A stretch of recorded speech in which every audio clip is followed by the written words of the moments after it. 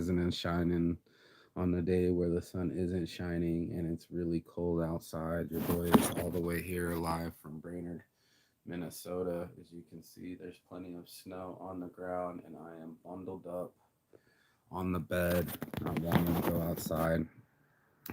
Um, Handling depression and the changes in my life. And I'm going to go on a limb here to tell people that I'm not okay. You know, I'm okay, like as far as I call my friends, but this is a message for all the people that have felt it in their lives when they weren't okay, and that it's okay not to be okay.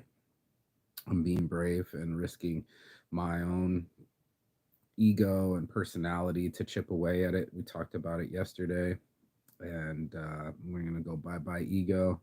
If you're getting this message, that means you've liked, shared, and subscribed. So this morning,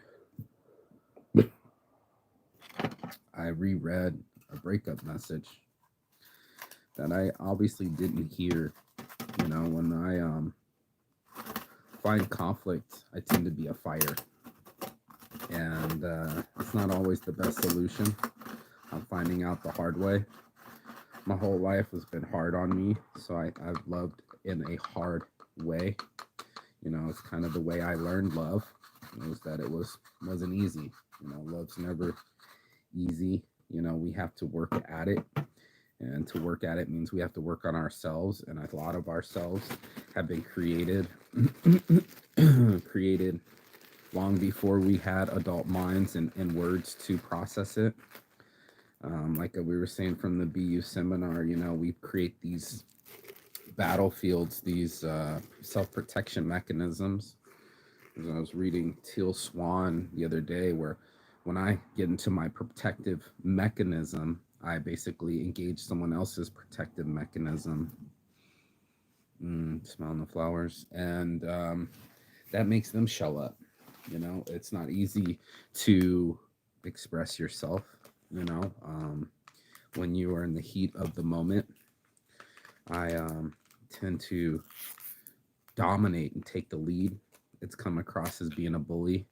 I've never once went after a kid in school and shoved someone's head in a locker or a toilet or did anything that I consider being a bully. But when it came to my family and my siblings, I didn't take no shit. And even now, I have a tough time taking other people's shit, especially when they hand it to me and I expect everyone to handle their own shit. And since I expect that, I have to expect it from myself. You know, me handling my own shit, I've come all the way to the middle of Brainerd, Minnesota, places I've never been, to handle thoughts I've never handled before. Um, Deeper diving into why people think I'm being a bully, or why it comes off that way. And then also feeling that, you know, the lack of empathy when I'm angry. There is no quarter for anyone, there is no mercy.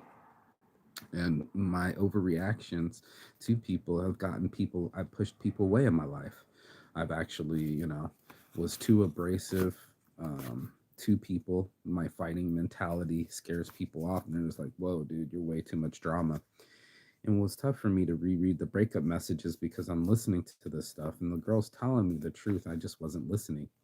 And as I listen carefully to TED Talks and learn about certain, not only just disorders, but personalities that we all exhibit, right? We can all get mad. We can all um, get frustrated. And I realized I was getting way too frustrated with people, expecting them to move at the same speed as me, understand everything that I'm saying, and do as they're told. And at the same time, I'm a rebel and I don't like people telling me what to do. So I'm fully aware of my dichotomies, right? Like the push pull of the angels and the demons. That's not always blessings, but there are sometimes stressings, and we do it to ourselves, right? We learned through old ways and mechanisms on how to protect ourselves, and these situations aren't exactly always uh, helpful or useful. And I wanted to be useful. I wanted to be able to reach, preach, and teach to people every morning and talk about the real, and talk about these dirty subjects that nobody wants to talk about, the shadow work. it's not much of a motivation when you're talking about the negatives. But as I see the snow outside and the -degree weather, it's hard to shine. It was so much easier to shine on a Brazil beach when everything's fantastic and everybody's half naked, and then I come to the middle of depression, basically, to heal myself after a trauma and a loss, that my life isn't as blessed as most people would want to keep making it out to be. I'm not putting on my makeup, I'm not doing my hair, I'm not pretending anymore. I wanted to get to the real brass tacks and facts. And I just made that up, but brass tacks and facts, man. What is the truth of our personalities and what really makes us who we are? I find myself um, only handling combative situations in a fight mechanism. I didn't expect it to trigger someone else's fight mechanism. I just really purely went for survival. My narcissistic tendencies only had my perspective in skew. I read the messages, but now I'm really reading the messages with new eyes. Have you ever seen that before, where you seen a message and you weren't reading it properly? That maybe we call it read between the lines. Yeah, well, reading between the lines isn't as easy when you don't know how to read. And it's like being emotionally illiterate. I didn't have the skill set to be aware of what's going on with myself and the other person, the love interest, my love. I love this woman, love her very much, and it wasn't enough. She wrote it. She said, you could have everything in your life and still not be happy. And I thought to myself, I just needed her to be happy. I needed her to chill the fuck out, stop challenging me to get the worst out of me. But the truth is the world's always going to challenge you. It's always going to see if you have enough patience. Apparently, I didn't have enough patience to be a father, in her opinion. Um, I dig for my patients often. Like, I thought it was, way easier to teach English as a foreign language than it was to raise a child, I'm assuming. Because I did not, she did not go through with the pregnancy because of me, because of my ego, because of me only caring about what's going on with me. And I think a lot of us can admit that, like it's hard to jump in someone else's world and mind and take on whatever they got going on. Everybody has so many different emotions and triggers and situations. We're all just balls of energy. So this has triggered me to start talking about healing, talking about doing a healing festival or having quiet tents at our festivals so people can dive deeper into their trauma so they don't let it expose themselves later through tough situations, because tough situations are inevitable. Um, Situations happen. Like they said, in New York, things happen. Things will happen, and how we react to them is so pivotal. That's the regret I'm having now, is wishing I had better reaction speed, wishing that I reacted better than what I did,